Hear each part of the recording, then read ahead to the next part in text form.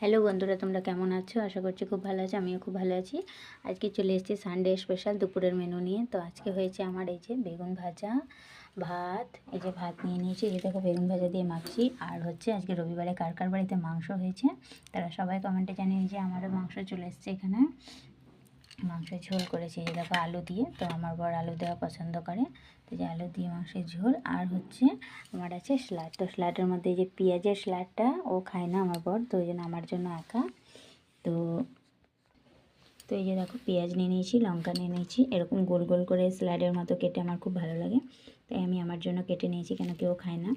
আর এই যে লঙ্কা, আমার কাঁচা লঙ্কা ভাত দিয়ে খেতে খুবই ভালো লাগে। বেগুন ভাজা দিয়ে মাখছি, বেগুন ভাজা দেওয়া, আর এইদিকে কাঁচা লঙ্কা হেভি লাগে আমার। তো এই হচ্ছে আজকের আমার মেনু।